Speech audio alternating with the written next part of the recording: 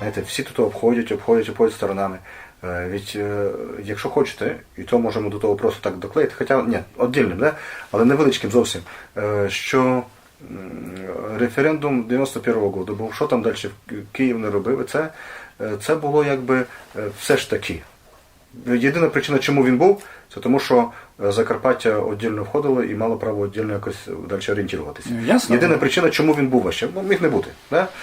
Інші частини, наприклад, не хотіли, і наприклад, декотрих, котрі віддільно входили в Совєтський Союз, інтересувало, як би то в Київ, розумієте, прихопити, тому зовсім не інтересувала судьба своєї території. Да? Хоча теж могли деякі речі там тоді обусловити, наприклад, обумовити. І це, от, наприклад, Галичина, вона мала свою культуру, історію, літературу, і там просто ці еліти, так би мовити, вони вирішили так. Найдо пропаде пропадом, будемо далі заради України, українства жити на території цілої України. Це їх рішення.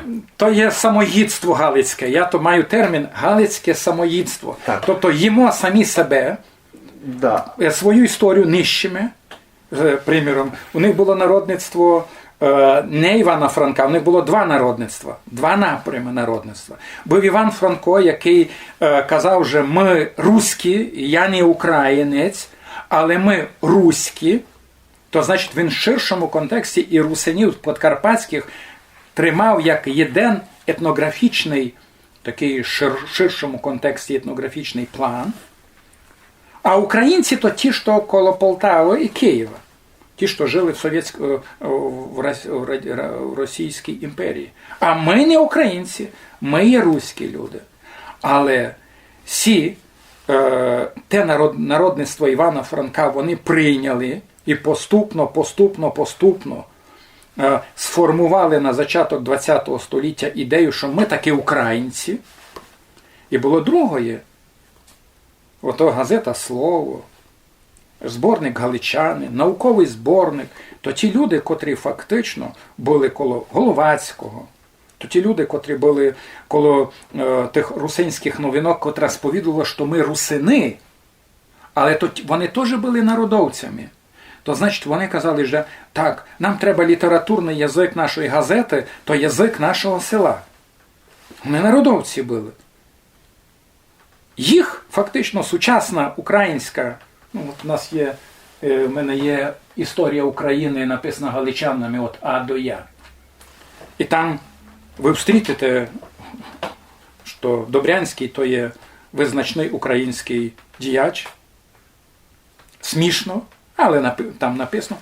Але ви там не зустрінете, я вам даю 10-20 культових фамілій, русинів, галицьких русинів, які були народниками. Я купив галицькі приповідки сучасного видання, Григорія Мільковича видані.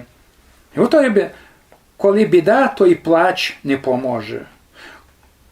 Козак не гордун.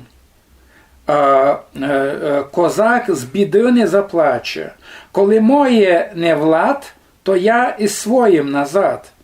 Коли був молод, не їв мене голод. Це галицько-русинські приповідки 1841 року. І от вся та література, коли ви йдете на українську Вікіпедію, або Дідицький, Богдан Дідицький, культова фігура галицької історії. Але галицьке самоїдство привело до того, що вони вичеркнули тих людей. Їх не є. Їх не є. Вони останній рік, ці два, появляються на Вікіпедії, бо вже не можна ігнорувати тих. Але з якими коментарями?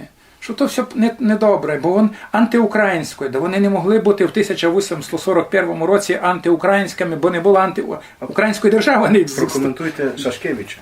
Шашкевич? Йому залізні пам'ятники стоять по місту. І у Львові, і в Академії греко-католицькій. Да? Це величезний скарб Галичини, а вони його нищать, вони його не визнають, вони його не хочуть. То значить, ти не вважаєш свого вітця. Можна переписати історію. І вони це роблять. Навіть вони переписують історію. Свою, вони свою історію переписують.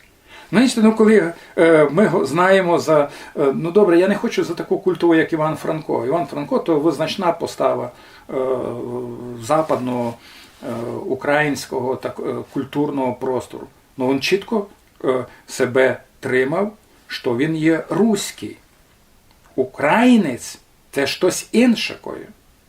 Добрі, не беремо СССР, але Франко і НТШ, так, научне товариство, все низько взято за основу українського культу Галичини. Але, чекайте, але було іще друге общество Качковського.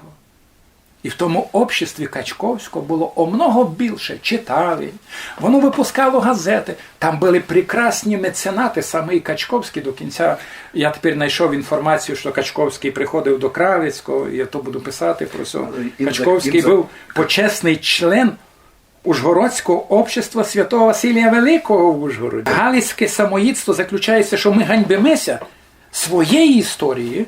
Ми видумали, що ми, знаєте, галичанин у много, як би то сказати, твердіший українець, як українець сам.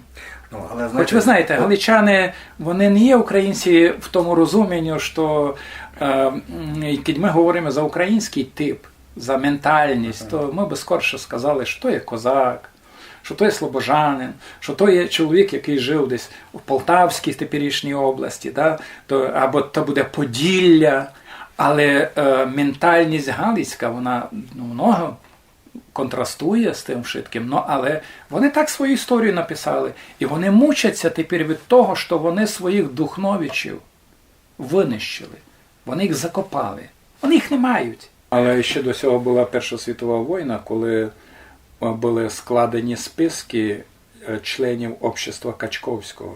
І ті списки були передані австрійській воєнній адміністрації, яка фактично винищила частину галичан, які не були українсько-австрійської орієнтації.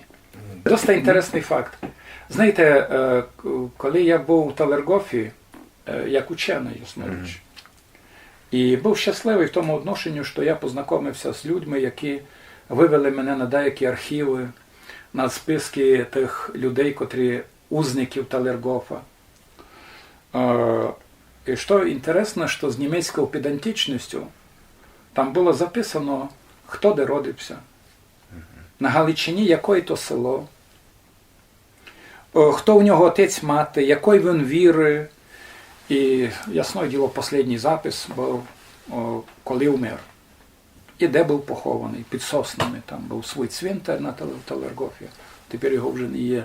Хоч фрагменти там ще можна бачити, бо обстали старі пакгаузи, котрі теж використовували або там експлуатували як частину того концлагеря.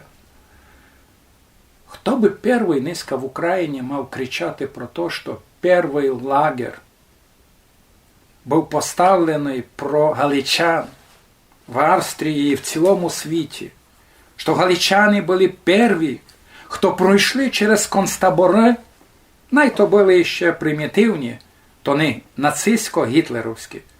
Так? Там була і церква, було дозволено. Їх пускали в неділю, можна було йти купити, були магазини, де можна було купити деякої шаті. Можна було вінчатися у церкві. Це була греко-католицька, це православна церква. То значить, але то була не свобода. І там були не закарпатські люди, не русини з Угорської Русі. Там були галичани. І де би ви виділи, щоб, я не знаю, якісь лідери Галичини сказали, люди добрі, та то були наші люди. Так, це інше просліджується, що наша родина мала відношення до тих людей, котрі пройшли через той гулаг австрійський.